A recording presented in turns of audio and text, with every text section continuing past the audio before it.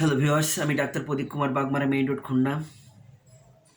আজ আলোচনা করব নিউমোনিয়া নিয়ে।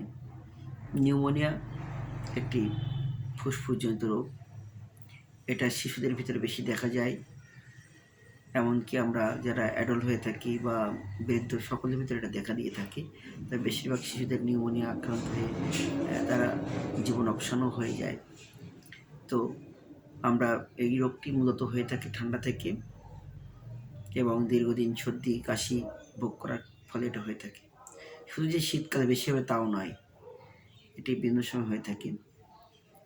তো আমরা লাঞ্চটাকে ভালো রাখতে গেলে যদি দীর্ঘদিন সর্দি কাশি শিশুদের হয়ে থাকে, তাহলে অবশ্যই আমরা সচেতন হব যেন দ্রুত এটাকে আমরা কাভারেজ করতে পারি।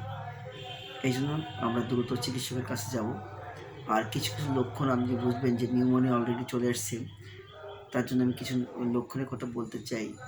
দেখবেন যে শিশুদের দুই পাশের কোপ ভেঙে যাবে, দুই পাশে দম নিতে গেলে তারা কোপ ভেঙে যাবে এবং শ্বাসকষ্ট অনুভব করবে, গলা শাঁসা করবে, অথবা একদম বাঁশির মতন সাউন্ড আসবে, তারা দম নিতে কষ্ট পাবে, অস্থিরতা বোধ করবে।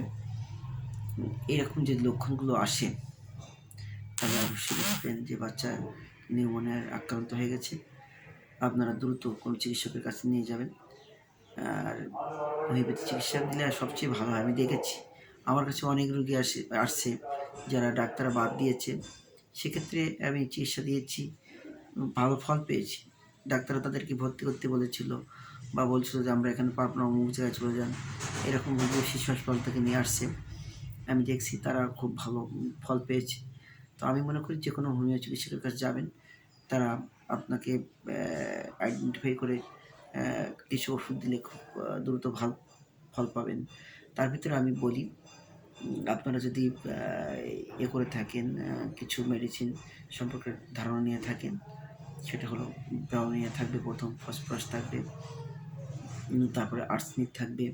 লক্ষণ ভেদে এই ওষুধগুলোতে আমরা প্রয়োগ করে থাকি, তাহলে কিন্তু খুব ভালো ফল, এবং প্রথম থেকে আমরা অ্যাকোনাইট ব্যবহার করতে পারি, তাহলে ভালো ফল। ইপিকার তো থাকবেই। তো এরকম কিছু কিছু অ্যারালিয়া, ইপিকার এগুলো থাকবে। এরকম ধরনের কিছু কিছু মেডিসিন আমরা ব্যবহার করতে পারেন। তাহলে অবশ্যই আপনার সন্তান ভালো থাকবে, আপনি ভালো থাকবেন। তো এই জানিয়ে আমি শেষ করছি। ধন্যবাদ সকলকে। ভালো থাকেন, শীতের সময় সবাই খুব সাবধান থাকবেন। ধন্যবাদ।